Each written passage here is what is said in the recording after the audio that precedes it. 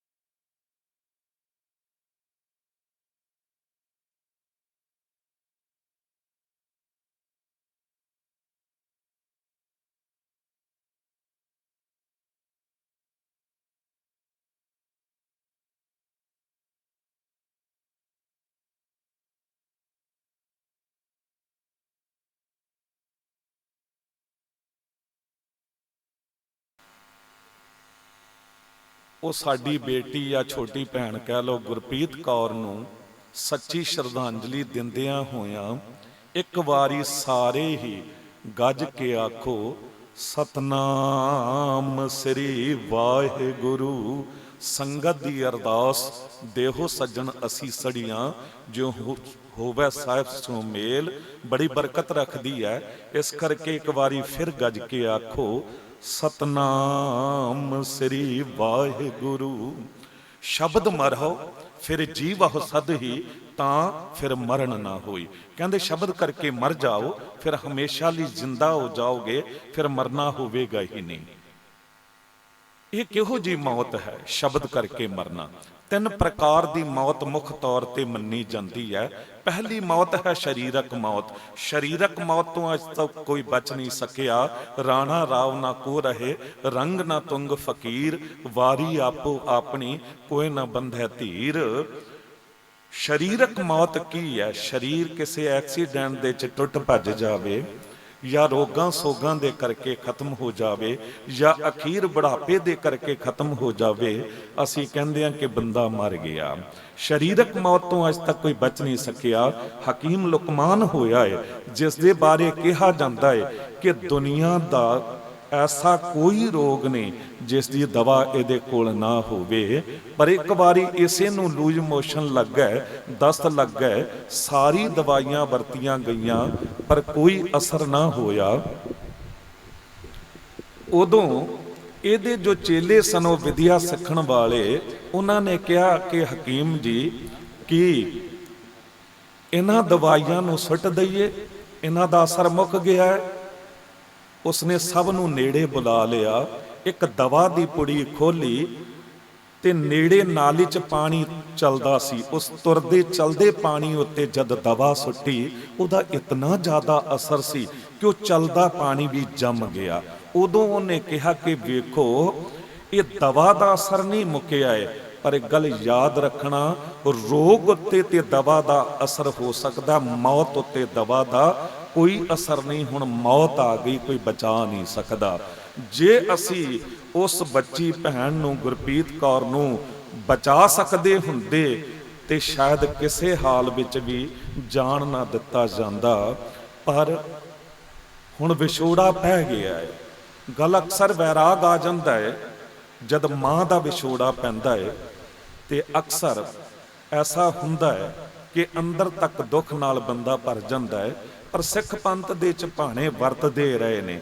ਸਿੱਖ ਪੰਥ ਦੇ ਵਿੱਚ ਉਹ ਵੇਲਾ ਵੀ ਆਇਆ ਹੈ ਜਦ 9 ਸਾਲ ਦੀ ਉਮਰ ਗੁਰੂ ਗੋਬਿੰਦ ਸਿੰਘ ਸਾਹਿਬ ਸਤਿਗੁਰੂ ਜੀ ਦੀ ਤੇ ਮਾਤਾ ਗੁਜਰੀ ਜੀ ਵੇਖਦੇ ਨੇ ਕਿ ਪਤੀ ਦਾ ਸੀਸ ਤੇ ਆਇਆ ਧੜ ਨਜ਼ਰ ਨਹੀਂ ਆਉਂਦਾ, ਤੇ ਗੋਦ ਚ ਉਹ ਜਦ ਸੀਸ ਲਿਆ 9 ਸਾਲ ਦੀ ਉਮਰ ਚ ਸਾਹਿਬ ਗੁਰੂ ਗੋਬਿੰਦ ਸਿੰਘ ਸਾਹਿਬ ਜੀ ਨੇ ਤੇ ਭਾਣਾ ਉਹ ਵੀ ਸਹਾਰਿਆ ਸੀ। ਤੇ ਬੜੀ ਸੂਰਬੀਰ ਮਾਤਾਵਾਂ ਭੈਣਾਂ ਸਿੱਖ ਪੰਥ ਦੇ ਵਿੱਚ ਹੋਈਆਂ ਨੇ, ਜਿਨ੍ਹਾਂ ਨੇ ਖੰਨੀ ਖੰਨੀ ਰੋਟੀ ਤੇ ਗੁਜ਼ਾਰਾ ਕਰਕੇ ਤੇ ਆਪਣੇ ਗਲਾਂ ਦੇ ਵਿੱਚ ਹਾਰ ਪਵਾਏ ਛੋਟੇ ਛੋਟੇ ਬੱਚਿਆਂ ਦੇ। ਅਕਸਰ ਐਸਾ ਸਭ ਕੁਝ ਇਹ ਸਿੱਖ ਪੰਥ ਸਹਾਰਦਾ ਆਇਆ, ਪਰ ਚੜ੍ਹਦੀ ਕਲਾ ਹਮੇਸ਼ਾ ਬਣੀ ਰਹੀ ਹੈ। ਦਾਸ ਅਰਜ਼ ਕਰ ਰਿਹਾ ਸੀ ਕਿ ਮੌਤ ਹੁਣ ਤੁਸੀਂ ਦੇਖੋ, ਗੁਰੂ ਹਰਗੋਬਿੰਦ ਸਾਹਿਬ ਸਤਿਗੁਰੂ ਜੀ ਦੇ ਸਪੁੱਤਰ ਬਾਬਾ ਅਟਲ ਰਾਏ ਜੀ ਜਦ ਜੋਤੀ ਜੋਤ ਸਮਾ ਗਏ ਨਾ, ਤੇ ਸਤਿਗੁਰੂ ਛੋਟੀ ਜੀ ਉਮਰ ਵਿੱਚ ਦੇਖਦੇ ਨੇ, ਕਿੰਨੀ ਕੁ ਉਮਰ, ਛੋਟੀ ਉਮਰ, ਤੇ ਸੰਸਕਾਰ ਕਰਕੇ ਆਏ। ਇਸੇ ਤਰ੍ਹਾਂ ਸਮਾਗਮ ਹੋਇਆ ਤੇ ਆਤਮਿਕ ਕਲਿਆਣਤਾ ਲਈ ਅਰਦਾਸ ਹੋਈ। ਉਸ ਤੋਂ ਬਾਅਦ ਸਤਿਗੁਰੂ ਜੀ ਆਨੰਦ 'ਚ ਬੈਠੇ ਨੇ ਤੇ ਸਾਈਂ ਦਾਸ ਜੀ ਸਾਂਢੂ ਸਨ। ਉਹਨਾਂ ਨੇ ਪੁੱਛ ਲਿਆ ਕਿ ਸਤਿਗੁਰੂ ਜੀ, ਤੁਹਾਡੇ ਜਿਗਰ ਦਾ ਟੋਟਾ ਚਲਾਣਾ ਕਰ ਗਿਆ, ਤੁਹਾਨੂੰ ਕੋਈ ਦੁੱਖ ਨਾ ਹੋਇਆ, ਕੋਈ ਗਮ ਨਾ ਹੋਇਆ? ਸਤਿਗੁਰੂ ਜੀ ਨੇ ਕਿਹਾ ਕਿ ਸਾਈਂ ਦਾਸ ਜ਼ਮੀਨ ਤੇ ਇੱਕ ਲਕੀਰ ਖਿੱਚ ਦਿੱਤੀ। ਹੁਣ ਕਿਹਾ ਮਿਟਾ ਦੇ, ਮਿਟਾ ਦਿੱਤੀ। ਪੁੱਛਿਆ ਤੂੰ ਜ਼ਮੀਨ ਤੇ ਲਕੀਰ ਖਿੱਚੀ, ਤੈਨੂੰ ਕੋਈ ਖੁਸ਼ੀ ਪ੍ਰਸੰਨਤਾ ਹੋਈ? ਸਤਿਗੁਰੂ ਜੀ ਤੁਸੀਂ ਕਿਹਾ ਲਕੀਰ ਖਿੱਚ ਦਿੱਤੀ, ਇਹਦੇ 'ਚ ਕਿਹੜੀ ਪ੍ਰਸੰਨਤਾ? ਤੇ ਮਿਟਾਈ ਕੋਈ ਦੁੱਖ ਗਮ ਹੋਇਆ? ਸਤਿਗੁਰੂ ਜੀ ਤੁਸੀਂ ਕਿਹਾ ਲਕੀਰ ਖਿੱਚ ਦਿਓ, ਮੈਂ ਖਿੱਚ ਦਿੱਤੀ। ਤੁਸੀਂ ਕਿਹਾ ਮਿਟਾ ਦਿਓ, ਮੈਂ ਮਿਟਾ ਦਿੱਤੀ। ਇਹਦੇ 'ਚ ਕਿਹੜੀ ਖੁਸ਼ੀ ਤੇ ਕਿਹੜਾ ਗਮ? ਉਦੋਂ ਸਤਿਗੁਰੂ ਜੀ ਨੇ ਕਿਹਾ ਕਿ ਸਾਈਂ ਦਾਸ ਬਾਬਾ ਅਟਲ ਰਾਏ ਜੀ ਉਸ ਵਾਹਿਗੁਰੂ ਜੀ ਦੇ ਸਾਹਮਣੇ ਇੱਕ ਲਕੀਰ ਤੋਂ ਵੱਧ ਕੁਝ ਨਹੀਂ ਸਨ। ਉਹਦੀ ਮਰਜ਼ੀ ਸੀ, ਉਹਨੇ ਲਕੀਰ ਖਿੱਚ ਦਿੱਤੀ। ਉਹਦੀ ਮਰਜ਼ੀ ਸੀ, ਉਹਨੇ ਲਕੀਰ ਮਿਟਾ ਦਿੱਤੀ। ਇਹਦੇ 'ਚ ਕਿਹੜੀ ਖੁਸ਼ੀ ਤੇ ਕਿਹੜਾ ਗਮ? ਜਦ ਇਹ ਪੜ੍ਹਦਾ ਤੇ ਸੁਣਦਾ ਅੰਦਰ ਤੱਕ ਕੰਬ ਜਾਂਦਾ ਕਿ ਜਿਨ੍ਹਾਂ ਦੀ ਰਸਨਾ ਉੱਤੇ ਪ੍ਰਭ ਜੀ ਬਸੈ ਸਾਧਗੀ ਰਸਨਾ। ਬਾਬਾ ਅਟਲ ਰਾਏ ਜੀ ਜੇ ਬੋਲ ਕੇ ਕਹਿ ਦਿੰਦੇ ਸਨ ਤੇ ਮੁਰਦੇ ਵੀ ਉੱਠ ਕੇ ਤੁਰ ਪੈਣ। ਜੇ ਇਹੋ ਜੀ ਸ਼ਖਸੀਅਤਾਂ ਵਾਹਿਗੁਰੂ ਦੇ ਸਾਹਮਣੇ ਇੱਕ ਲਕੀਰ ਤੋਂ ਵੱਧ ਕੁਝ ਨਹੀਂ, ਤੇ ਅਸੀਂ ਤੇ ਕਿਸੇ ਵੀ ਗਿਣਤੀ 'ਚ ਨਹੀਂ ਆਉਂਦੇ। ਅਸੀਂ ਇੱਕ ਬਿੰਦੂ ਵੀ ਨਹੀਂ ਹਾਂ। ਬਸ ਉਸ ਮਾਲਕ ਵਾਹਿਗੁਰੂ ਜੀ ਦੇ ਅੱਗੇ ਸ਼ੁਕਰਾਨਾ ਕਰਨਾ ਤੇ ਅਰਦਾਸ ਕਰਨੀ ਕਿ ਇਹ ਚੜ੍ਹਦੀ ਕਲਾ ਇਸ ਪਰਿਵਾਰ ਦੀ, ਇਲਾਕੇ ਦੀ, ਸਿੱਖ ਸੰਗਤ ਦੀ ਹਮੇਸ਼ਾ ਬਣੀ ਰਵੇ।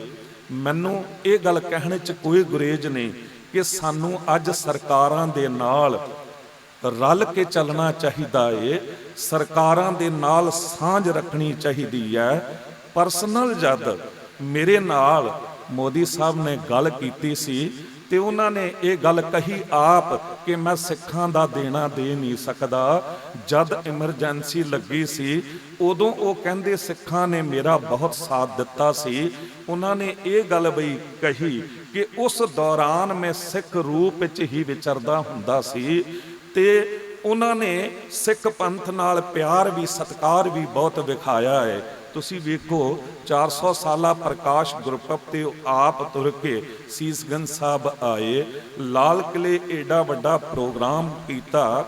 ਉਹਨਾਂ ਨੇ ਸਾਂਝ ਕੀਤੀ ਕਿ ਵੀ ਮੈਂ ਸਿੱਖ ਪੰਥ ਲਈ ਹਮੇਸ਼ਾ ਕੁਝ ਨਾ ਕੁਝ ਕਰਨਾ ਚਾਹੁੰਦਾ ਹਾਂ। ਅਸੀਂ ਸੋਚ ਕੇ ਚੱਲਣਾ ਹੈ ਥੋੜਾ ਕਿ ਸਰਕਾਰਾਂ ਤੋਂ ਹੋਰਾਂ ਨੇ ਬਹੁਤ ਕੁਝ ਲੈ ਲਿਆ। ਅਸੀਂ ਕਈ ਵਾਰੀ ਸਿਰਫ ਸ਼ਿਕਵਾ ਸ਼ਿਕਾਇਤਾਂ ਹੀ ਕਰਦੇ ਰਹਿੰਦੇ ਆ। ਨੇੜੇ ਹੋ ਕੇ ਤੇ ਇਹ ਸਭ ਕੁਝ ਦੱਸਣਾ ਅਤ ਜ਼ਰੂਰੀ ਹੈ ਤੇ ਸਤਿਗੁਰੂ ਕਿਰਪਾ ਕਰਨਗੇ कि जरूर ही सानू न्याय मिलेगा। हुण भी गलबात हुई, राह विच आ रहे ने सिरसा जी ते नाल जनरल सकत्तर दिल्ली से गुरुद्वारा मैनेजमेंट कमेटी दे, ते कुछ ही शायद 15-20 मिनटां अद्धे घंटे च पुजण वाले होणगे। एक बेनती जरूर करनी चाहांगा कि सानू हुण थोड़ी सोच नूं अगे लिया के वेखना पैना है कि सिखां दे कोल सरमाया बहुत है। इस देश उत्ते सिखां दा पूरा हक बनदा सी, क्योंकि पाकिस्तान बन चुकिया सी, सिखां ने नहीं सी लिया। ते साडे लई इत्थे बहुत कुछ है, असी सरकारां नाल सांझ पा के अगे वध के कुछ कर सकते हैं। मैं कदी भी राजनीति दे पक्ष तो राजनीतिक गल नहीं करदा हुंदा। तुसीं किन्नी वारी कथा सुनी होवेगी या 9 साल बंगला साहब भी वेख्या, सीसगंज साहब भी वेख्या, कदी भी मैं राजनीति की गल नहीं करदा हाँ।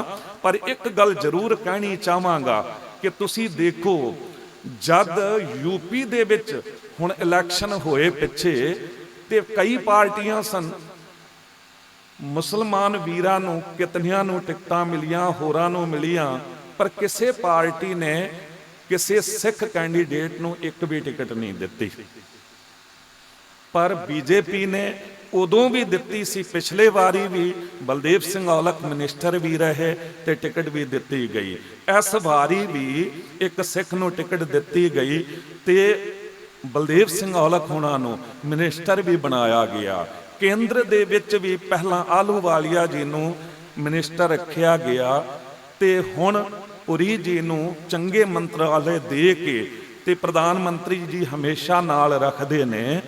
चाहिदा यह है कि सिखां नूं हुण सरकार नाल सांझ पा के अगे वध के जिथे भी तुसी हिस्सा पा सकते हो, किसी नूं MP बना सकते हो, MLA बना सकते हो, जरूर बनना चाहिदा है। तुसी देखो पिछे थोड़ी जी गल दास ने कीती ते IG DIG Balwinder Singh Gujral CRPF दे DIG सन, वो रिटायर होने वाले सन ते PM साहब ने उन्होंने IG बना दिता। जे किते उत्तराखंड का असी गवर्नर वेखीए, जो राज्यपाल जी ने जनरल गुरमीत सिंह जी, उन्होंने राज्यपाल बना के सिख पंथ नूं मान दिता। सानू अज ये पुकार जो है हर तरीके दे नाल सरकारां तक ये पुजेगी ते जरूर न्याय होवेगा, सब कुछ चंगा होवेगा, अच्छा होवेगा, क्योंकि असी गुरु ग्रंथ साहब जी दा लड़ फड़ के चलण वाले हाँ। बाबा प्रताप सिंह जी दी सेवावां ते होर भी महापुरख बैठे ने, सब दी सेवावां पंथ लई तुसी वेखियां ने।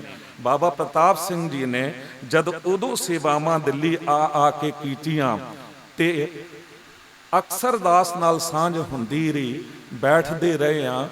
ते पिछे भी प्रताप सिंह जी बाबा जी पुजे दिल्ली 2 दिन पहला, दास ने भी उपराले कीते ते बाबा जी हुणां ने भी मिल के सब नाल ये जतन कीते। उसे करके सरदार मनजिंदर सिंह सिरसा जी इत्थे पुज रहे ने।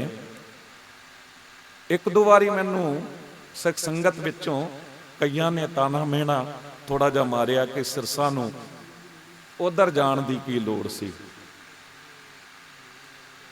पर जे वो सरकार नाल ना नेड़े हो के मिलते ना ते लाल किले एडा वड्डा प्रोग्राम नहीं सी होना।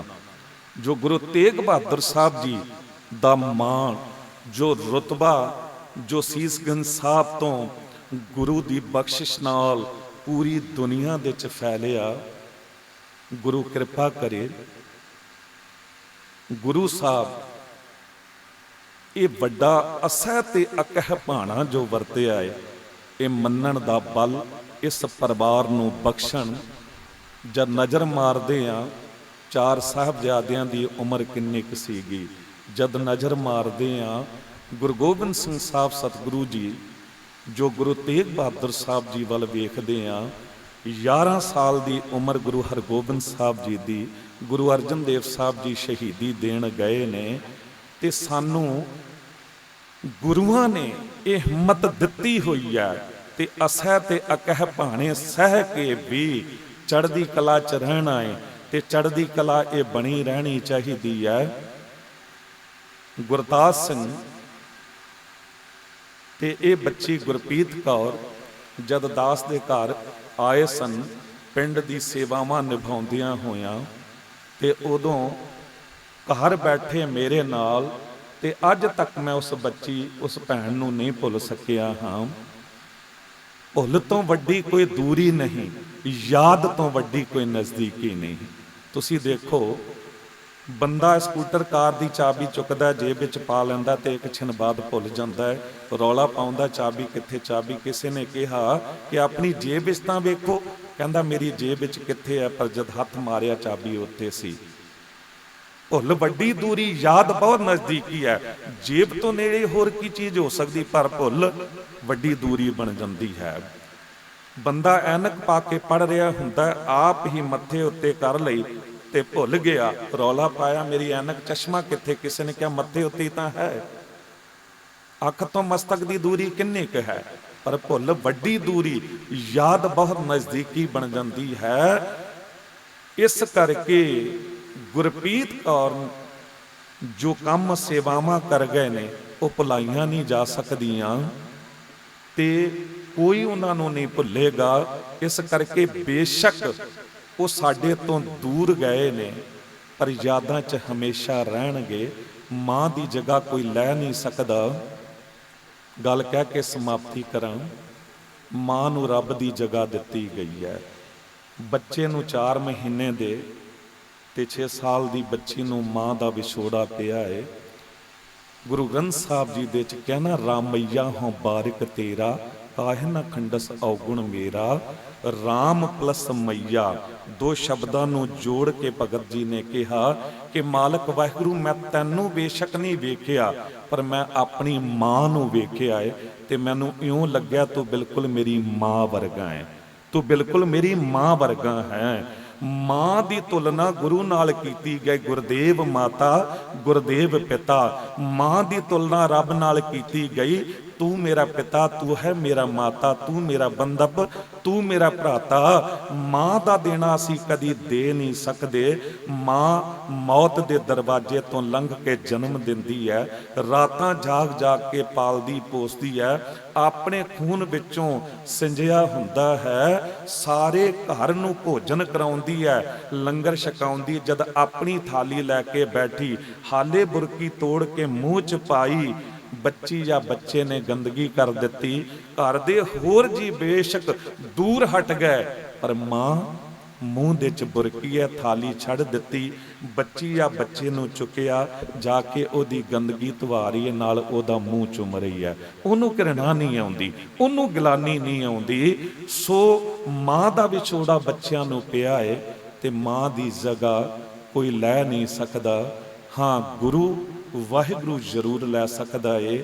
ਇਹਨਾਂ ਬੱਚਿਆਂ ਲਈ ਅਰਦਾਸ ਹੈ ਕਿ ਮਾਲਕ ਵਾਹਿਗੁਰੂ ਇਹਨਾਂ ਨੂੰ ਵੱਡੀਆਂ ਉਮਰਾਂ ਬਖਸ਼ੇ, ਗੁਰਸਿੱਖੀ, ਨਿਤਨੇਮੀ ਜੀਵਨ, ਨਾਮ ਬਾਣੀ ਦਾ ਪਿਆਰ, ਬੇਅੰਤ ਕਾਮਯਾਬੀਆਂ ਇਹਨਾਂ ਨੂੰ ਬਖਸ਼ੇ। ਇਹੀ ਅਰਦਾਸ ਹੈ ਦਾਸ ਦੀ। ਤੇ ਗੁਰਦਾਸ ਸਿੰਘ ਜੀ ਇਸ ਪਰਿਵਾਰ ਲਈ ਹਮੇਸ਼ਾ ਹੀ ਅਸੀਂ ਹਾਜ਼ਰ ਹਾਂ। ਕਦੀ ਵੀ ਕੋਈ ਸੇਵਾ ਦਾਸ ਲਾਇਕ ਹੋਵੇ ਤੇ ਜ਼ਰੂਰ ਹਰ ਵੇਲੇ ਅਸੀਂ ਨਾਲ ਖੜੇ ਮਿਲਾਂਗੇ। ਧੰਨਵਾਦੀ ਹਾਂ ਬਾਬਾ ਪ੍ਰਤਾਪ ਸਿੰਘ ਜੀ ਅਤੇ ਸਟੇਜ ਸੰਭਾਲਣ ਵਾਲੇ ਵੀਰਾਂ ਦਾ, ਸਰਬਤ ਸਾਧ ਸੰਗਤ ਦਾ। ਸੱਚ ਜਾਣਿਓ, ਕਥਾ ਅਕਸਰ ਕਰਦੇ ਹਾਂ, ਪਰ ਜਿਉਂ ਹੀ ਮੈਂ ਗੁਰਦਾਸ ਸਿੰਘ ਜੀ ਨੂੰ ਮਿਲਿਆ ਤੇ ਮੈਨੂੰ ਇੱਕਦਮ ਵੈਰਾਗ ਆ ਗਿਆ, ਤੇ ਫਿਰ ਮੈਨੂੰ ਉਸ ਤਰੀਕੇ ਨਾਲ ਕੁਝ ਬੋਲਿਆ ਨਹੀਂ ਗਿਆ ਹੈ। ਉਹੋ ਜੀ ਸ਼ਾਇਦ ਇਕਾਗਰਤਾ ਵੀ ਨਾ ਬਣ ਸਕੀ ਹੋਵੇ। ਬਸ ਅਰਦਾਸ ਇਹ ਹੀ ਹੈ ਕਿ ਇਸ ਭੈਣ ਨੂੰ, ਇਸ ਬੱਚੀ ਨੂੰ ਮਾਲਕ ਵਾਹਿਗੁਰੂ ਆਪਣੇ ਚਰਨਾਂ 'ਚ ਨਿਵਾਸ ਬਖਸ਼ੇ, ਆਵਾਗਮਨ ਦੇ ਚੱਕਰ ਤੋਂ ਰਹਿਤ ਕਰੇ, ਸਦੀਵ ਕਾਲ ਲਈ ਆਪਣੇ ਚਰਨਾਂ 'ਚ ਰੱਖੇ। ਸੇਵਾ ਨਾਲ ਜੁੜਿਆ ਪਰਿਵਾਰ ਹੈ, ਗੁਰ ਸੇਵਾ ਤੇ ਸੁਖ ਉਪਜੈ, ਫਿਰ ਦੁੱਖ ਨ ਲੱਗੈ ਆਏ, ਜੰਮਣ ਮਰਣਾ ਮਿਟ ਗਿਆ, ਕਾਲੈ ਕਾ ਕਿਛ ਨ ਬਸਾਏ। ਉੱਤਰਾਖੰਡ ਦੇ ਗਵਰਨਰ ਸਾਹਿਬ ਜਨਰਲ ਗੁਰਮੀਤ ਸਿੰਘ ਜੀ ਨਾਲ ਵੀ ਦਾਸ ਦੀ ਗੱਲ ਹੋਈ ਸੀ। ਗੁਰੂ ਕਿਰਪਾ ਕਰੇ, ਉਹਨਾਂ ਨਾਲ ਵੀ ਬਹੁਤ ਪਿਆਰ ਹੈ, ਸਾਂਝ ਹੈ, ਤੇ ਬਹੁਤ ਉਹ ਅੱਛੇ ਪਿਆਰੇ ਬੰਦੇ ਨੇ। ਇੱਥੇ ਦੀ ਸਨਮਾਨਿਤ ਸ਼ਖਸੀਅਤਾਂ ਸਾਰੀਆਂ ਹੀ ਬੈਠੀਆਂ ਨੇ। ਸਭ ਦਾ ਮੈਂ ਧੰਨਵਾਦ ਕਰਦਾ। ਰਾਜਨੀਤਿਕ ਸ਼ਖਸੀਅਤਾਂ ਵੀ ਬੈਠੀਆਂ ਨੇ, ਧਾਰਮਿਕ ਸ਼ਖਸੀਅਤਾਂ ਵੀ ਬੈਠੀਆਂ ਨੇ। ਸਭ ਦਾ ਧੰਨਵਾਦ।